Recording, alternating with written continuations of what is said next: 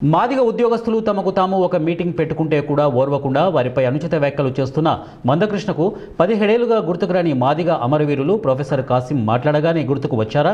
MRPS TS రాష్ట్ర అధ్యక్షులు వంగపల్లి శ్రీనివాస్ మాదిగ హితవు పలికారు.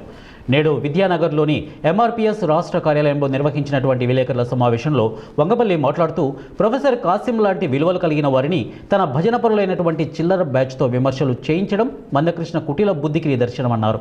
ఏనాడు అమరవీరుల పేరు ఎత్తని పాపానికి పోలేదు. ఉద్యోగస్తులు పెట్టిన మీటింగ్ దెబ్బకు మైండ్ సెట్ అయి అమరవీరుల కుటుంబాల దగ్గరకు పరిగెత్తాడని అన్నారు. బీజేపీ నిజంగా సహకరించిందని మందకృష్ణ మాదేకు చిత్తశుద్ధి ఉంటే బిల్లులు చేసుకోలే బీజేపీ ప్రభుత్వం. జమ్మూ కాశ్మీర్ మొన్న పార్లమెంట్లో చట్టం చేసుకున్నా, నేను అతుకున్నా కదా, మరి ఎందుకు నీకు మరి బిల్లు ఎందుకు పెట్టించలేదు నువ్వు అంటే కోర్టు కూడా మరి బీజేపీ ప్రభుత్వం చెప్తే కోర్టు అదనే చెప్పాలి కదా.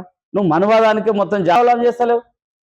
నువ్వు ఇప్పటికి ఒక వ్యక్తి ఎక్కడైనా చూడండి 2 పార్టీలు ఉంటారు, సారీ 2 టీఆర్ఎస్లో జాయిన్ అవుతాడు, తర్వాత కానీ ఒకే వ్యక్తి రాష్ట్రంలో ఉన్నాడంటే మావాడే.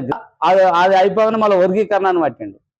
మళ్ళీ 2009లో 4 నుంచి 9 మళ్ళీ 4 తర్వాత అది అయిపోయింది. మళ్ళా ఒక పార్టీ పెట్టి 2004 కూడా మనమే బ్రహ్మాండంగా పనిచేద్దాం 2009లో వచ్చాడు. ఈ రోజు మాట్లాడతలేరు.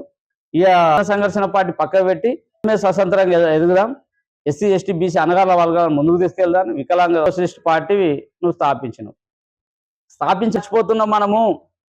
ఆ పార్టీ ఇంకా వారం రోజులలో మహాజన సోషలిస్ట్ పార్టీనే ముందుకు తీసుకెళ్దాం.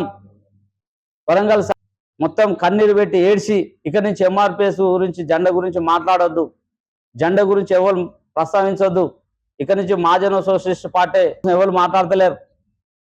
మోత్పల్లి నరసింహ అన్నాళ్ళు ఉంటే వాళ్ళు టీడీపీ వైపు ఉంటున్నారు, దామోదర్ అన్నాళ్ళు ఉంటే వాళ్ళు కాంగ్రెస్ వైపు. మనం ఒక కమిటీ మనం స్వతంత్రంగా పార్టీ పెట్టి ఈ రాజ్యాధికారం కోసం మనం ఫైట్ చేద్దాం అన్నాడు. మహాజన సోషలిస్ట్ అది కూడా మార్చినావు. మళ్ళీ బీజేపీ పార్టీకి జతగట్టి బీజేపీ కోటే అని చెప్తున్నావు. నువ్వు ఆనాడే